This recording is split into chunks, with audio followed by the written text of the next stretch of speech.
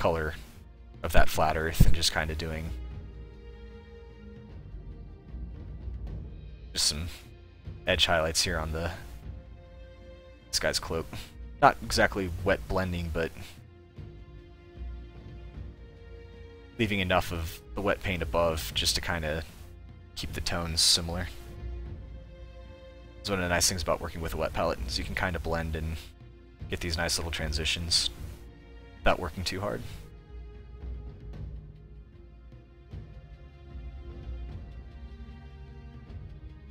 Way too much water on the edge of that brush.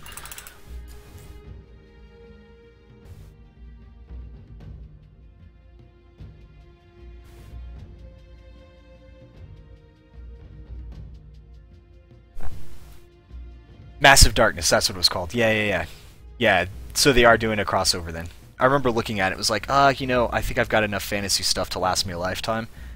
Because I still have the third Reaper Bones stuff coming at some point. When they get that in, I'll be getting that.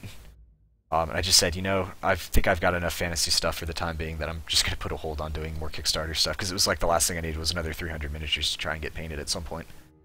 But yeah, these are GW goblins. They're like Skulker goblins, I think is what they're called. I'm painting them up for Frostgrave, but I think they're like a assassin type character or something for fantasy for Games Workshop for Warhammer. I basically needed counts as thief models.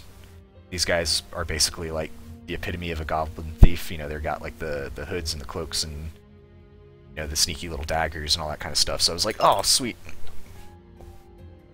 Basically just be using them as thief characters for Frostgrave. So you get like 3 of them for like $15 or something like that from GW. So I just said, I'll bite the bullet and order from them. Because I didn't want to have to go digging around for conversion bits or anything like that. Because I've got orc crossbowmen, I've got orc archers, I've got just regular orc thug kind of guys, I've got the big black orc dudes for the knight characters and the barbarian characters. Actually, that's one thing I don't have. I want to pick up some savage orcs for kind of like barbarian style orcs, but I've got like a shaman and I've got a little goblin shaman for my apprentice, and basically have a full orc warband. I've got some squigs for the warhound characters, just for some variety. And I already painted one of them, so I've got the orc era guy. But he doesn't have a quiver, so I'm going to have to paint up a quiver and somehow attach it to him post-painting, I guess. Then I'm going to get all these guys based at some point. So, and these are just my regular Frostgrave guys. So these are the plastic models. So I painted them up and got them ready to go. So I've got like a human warband. You know, just browns, greens, and reds and grays. Just simple 1 or 2 highlights to get those guys done. It's a fun little game system. Based off of D20, there's campaign rules. I think they're doing barbarians as the next kind of expansion, which will be pretty cool. In fact, what time is it? 10:20? I want to watch Westworld tonight. Let's finish up the cloaks. Just get those done and out of the way.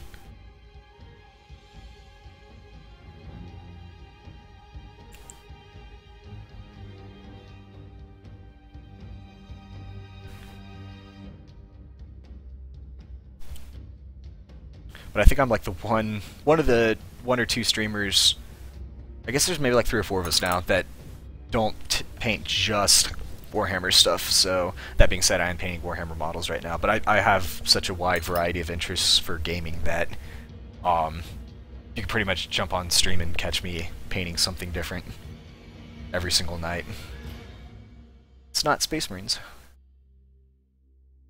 But you know, there's nothing wrong with painting Space Marines. They're super hard to learn how to paint on, though. That's the one thing I'll say. People that always start painting Space Marines, it's like you've picked the hardest model to learn how to paint. No, I'm just using acrylics for all these washes. They're just taking a really long time to dry out here for whatever reason. But I will use like enamels for like weathering. And I have used oil washes on some of my World War II tanks.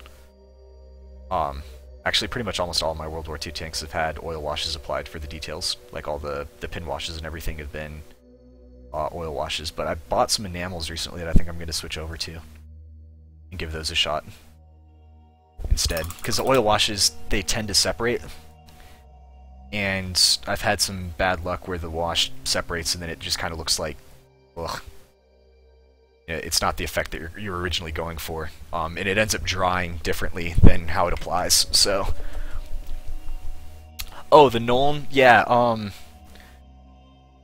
you know, I actually don't own Nuln oil of all the washes that GW makes. It's probably because I've got a soft body black that I use quite often.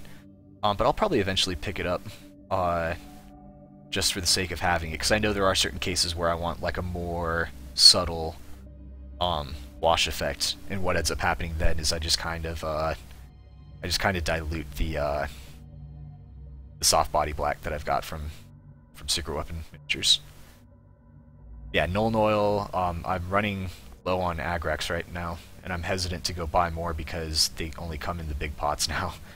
So it's like crap. I just know that I'm gonna end up knocking that stuff over.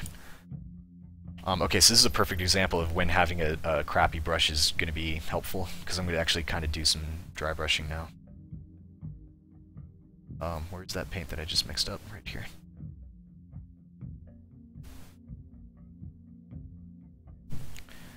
This isn't like a pure dry brush, it's more of like a edge, and I don't think I let this dry long enough. Not liking the way that looks at all. Yeah, I'm not liking the way that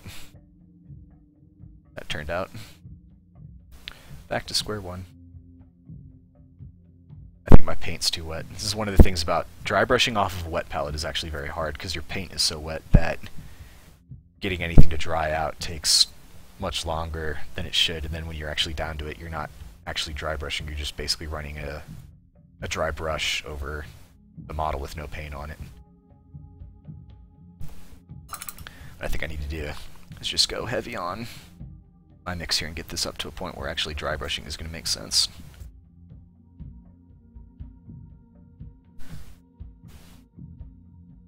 Just kind of doing like an edge brush here.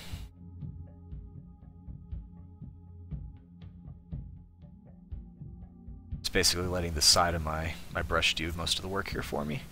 I'm not doing it over the entire model. I kind of want to do it in streaks of where the fur would kind of have like a natural kind of flow to it. Because the last thing I want is to just have all of the highlight be uniform. Because what that does is then it kind of just makes the whole thing look like it's all one color of fur, which really, fur has various shades kind of going on in it. Just gonna kind of mix some ivory in here now. Just kind of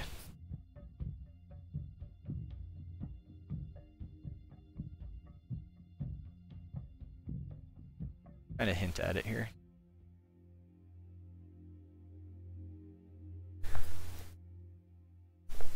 That white down at the bottom is very, very heavy. I'm gonna have to knock that back a bit. The other nice thing about doing the fur this way is that if I find areas that I know are too bright, I can always come in and wash it back down, knock the color back, or tint it, or do any number of other things, because you have a light base to work off of. So here I'm just going to take some of that flesh wash that I had, just kind of run it back over the model here. It'll kind of tint those highlights and kind of dull it down a bit.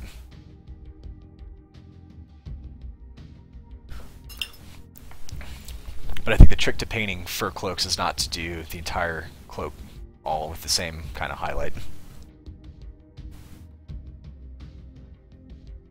Having some various shades of browns and golds and other colors in here kind of helps break up the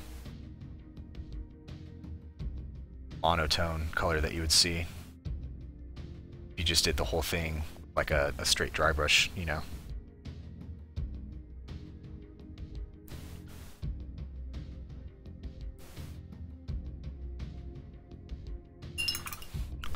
So I can come back in with like some Seraphim Sepia here, if I wanted to. Up a little bit of that on the palette.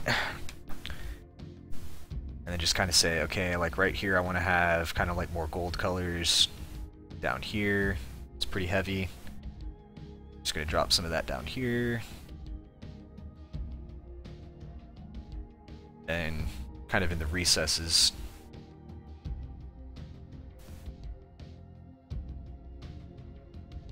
And what this is doing is it's actually providing another layer of color, so that if I come back over this again with that kind of off-white ivory color, it's actually going to be very subtle in terms of the highlights. Oh yeah, the Reaper Bones and the damn Cool Maynard Not Seven Sins. Yeah, those actually were some really cool miniatures. The others, Seven Sins. Yeah, my wet palette. Just slide this over here. So that's my wet palette. It's just a little piece of parchment paper on a stay wet palette. I found I don't like the stay wet paper because it basically ends up just bleeding everywhere. So this is just like parchment paper. You can get it for like $1 at the dollar store for like, 48 feet of it or something like that. And I just cut a little bit off, and this is kind of like my wet palette. So you can see these are my browns up here. So I've got this dark brown. I'm gonna get a webcam for my wet palette at some point. This is the dark brown that I've been working off of. This is kind of a mix between the flat earth that's here, and then this is Highlight British Tank Crew, which is this guy right here from Panzer Aces. Over here was kind of where I was working on my greens. So that was where I had the GW greens for the skin. This here's a dark gray. Again, this was the area that I was working with the greens for the skin. This is that red leather that I was highlighting up into the light brown, and actually this right over here is that 50-50 mix. This is the uniform brown, that's the green ochre, and then this was mixes to highlight those. This is like a light pale gray. This is kind of like an off-white. So you can kind of just see how I work around the palette and basically say, okay, I've got uniform colors over here, colors here, colors here, and then what I can do is I can say, okay, this color here, if I wanted to, I could take and mix it with like this color over here, or I could mix it with this one here, or if I wanted to do like kind of like a red brown, I take a little bit of this color here and a little bit of that one there, and just kind of go to town. The only thing is, it's a very small workspace, so I'd have to cut another piece of parchment paper out to get like a full, get the full effect of having this big sponge.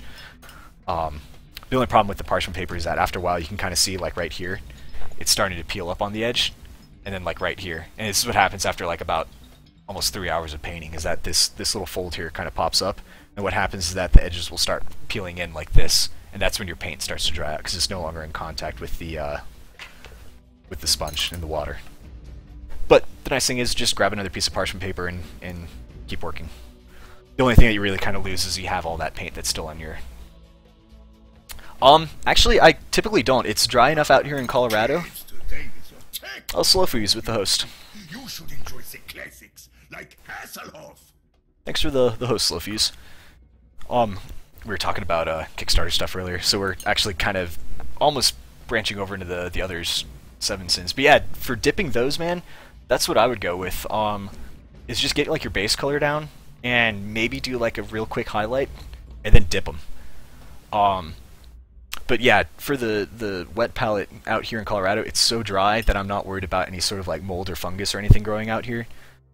Just because it's so the air out here, it'll just kill anything that's in this this palette. So I'm not as worried about like the sponge going bad. I just try and keep it closed, and when I'm done with like a serious painting session, I'll typically wring it out and make sure it's dry again. But for the most part, I mean, I'm only painting like once or twice a week now because I'm working again. Whereas a couple weeks ago, I was pretty much almost painting every single day. And, it's just kind of one of those things. It's like you'll look at your palette. It's like, if I have to add water to it again, I'll go and I'll rinse it out and I'll clean it again. But for the most part, it stays pretty well.